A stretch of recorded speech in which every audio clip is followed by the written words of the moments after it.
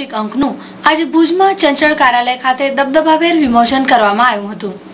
આ પ્રસંગે કચ્છના પૂર્વ સાંસદ શ્રી પુષ્પદાનભાઈ ગઢવી, નગરપતિ Shri Devrajbhai Gadhvi, Kutch chamber of commerce and ઇન્ડસ્ટ્રીઝના પ્રમુખ શ્રી રાજેશભાઈ ભટ્ટ, જાણીતા એડવોકેટ શ્રી શંકરભાઈ સચદે, જિલ્લા શિક્ષણાધિકારી શ્રી મહેશભાઈ રાવલ, નાયબ માહિતી નિયામક શ્રી શાંતિલાલ સોની સહિતના અગ્રણીઓ તેમજ ભુજ સ્વામિનારાયણ મંદિરના સંતો પૂજ્ય જ્ઞાન સ્વરૂપ સ્વામી સહિતના સંતગણ ઉપસ્થિત રહ્યા હતા।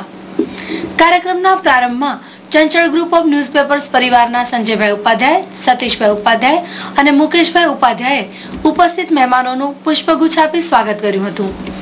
આ પ્રસંગે જાણીતા અગ્રણી શ્રી નિલેશભાઈ ગણાત્રા, રીતેશ શેઠ, મનોજ ઠક્કર, પ્રિતેશ ઠક્કર, જય સોલંકી, અમિત દેસાઈ, હાર્દિક ઠક્કર સહિતના સભ્યો ઉપસ્થિત રહ્યા હતા। કાર્યક્રમના પ્રારંભમાં अध्यक्ष स्थाने रहेल श्री पुष्पदानभाई गढ़वी, नगरपति श्री देवराजभाई गढ़वी, श्री महेशभाई रावल, श्री राजेशभाई भट्ट, श्री शंकरभाई सचदे અને શ્રી સોનીએ દીપ પ્રાગટ્ય કરીને કાર્યક્રમને ખુલ્લો મૂક્યો હતો। ત્યારબાદ ઉપસ્થિત મહાનુભાવોએ ચંચળ અખબારના 26 વર્ષની પૂર્ણાહુતિ પ્રસંગે તૈયાર કરવામાં આવેલ વાર્ષિક અંકનું વિમોચન કર્યું હતું, જેને ઉપસ્થિત સૌ લોકોએ તાળીઓના ગડગડાટથી વધાવી લીધો હતો।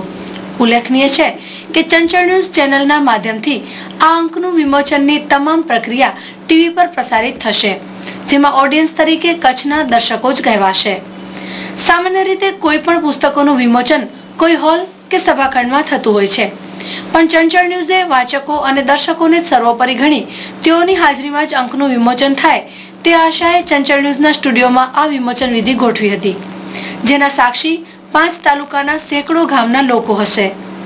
ચંચળ ગ્રુપ દ્વારા પ્રકાશિત આ વિશેષ અંકને મહાનુભાવોએ આવકારીને કચ્છના લોકોને ઉત્કૃષ્ટ વાંચન મળી રહ્યું હોવાનું જણાવ્યું હતું।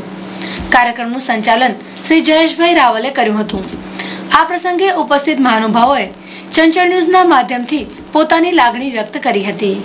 આજનો ધનતેરસનો પવિત્ર દિવસ, એમાં પણ આજે આ ચંચળવતી વાર્ષિક જે અંક છે, જે દિવાળી દીપોત્સવ વિશેષ અંક એનું આજે જે વિમોચન કર્યું એને જોઈને અમે ખૂબ ખૂબ રાજી થયા છીએ અને એ પ્રગતિને ઉપરોક્ત જેમ વૃદ્ધિ પામે એ સાથે સ્વામિનારાયણ ભગવાનના ચરણમાં પ્રાર્થના કરીએ।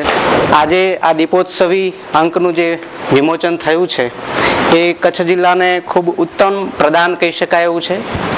મેં જરા 1-2 મિનિટમાં જે નજર કરી એમાં મુખ્ય 4 ક્ષેત્રોને ખૂબ સારી રીતે આવરી લેવાયા છે।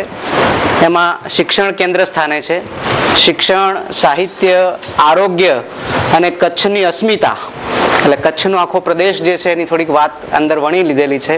એટલે નવા વર્ષે આપણને સૌને એક ઉત્તમ વાંચનનું ભાથું પ્રાપ્ત થયું છે એવું કહી શકાય। એમાં સૌથી શ્રેષ્ઠ પાનું 1-2 મિનિટની ઝલકમાં મેં જોયું હોય, દરેકને ઉપયોગી થાય, કામ આવે, પ્રેરણા મળે એવું છે, એ છે સફળતાના 7 સૂત્રો। એ દરેકે વાંચવા જેવું છે।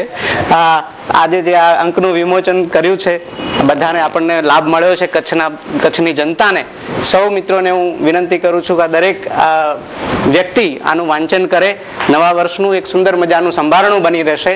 ચંચળ ગ્રુપને મારી ખૂબ ખૂબ હૃદયપૂર્વકની શુભકામનાઓ પાઠવું છું।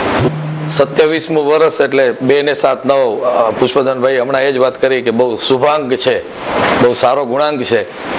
તો આટલા વર્ષની મોટી મંજિલ પત્રકારિત્વ ક્ષેત્રમાં કાઢવી એ પણ કચ્છ જિલ્લામાં બહુ કઠિન વસ્તુ છે, પણ સંજયભાઈના પિતાજીએ જે વાવ્યું એ એમણે ઝીલી લીધું સંજયભાઈએ, અને કચ્છના દરેક ક્ષેત્રોમાં દરેક પાસાઓને ન્યૂઝ દ્વારા અને સંબંધોના ગઠબંધન દ્વારા એમણે જે રીતે કોઓર્ડિનેશન કરેલું છે એ ખરેખર પ્રશંસનીય છે। જેવા જિલ્લામાં દૈનિક કે સાપ્તાહિક વર્તમાનપત્ર શરૂ કરવું એ સરળ છે અને ટકાવવું એ મુશ્કેલ છે, અને માતબર અખબાર સામે 27 વર્ષ સુધી ટકાવવું એ ઓલમોસ્ટ અશક્ય વાત છે।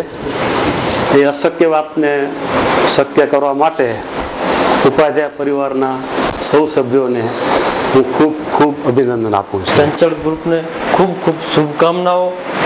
સાથે સાથે ચંચળ ગ્રુપ દ્વારા વર્ષોથી કચ્છની, ભુજની પ્રજા અને વહીવટ તંત્ર વચ્ચે એક કડીરૂપ બનીને જે કાર્ય કરી રહ્યું છે એ કાર્ય ભવિષ્યના દિવસોમાં ચંચળ ગ્રુપ ખૂબ જ પ્રગતિ કરે અને સાથે સાથે કચ્છની પ્રજાની ખૂબ સેવા કરે એવી જ આજના દિવસે તેમને શુભકામના.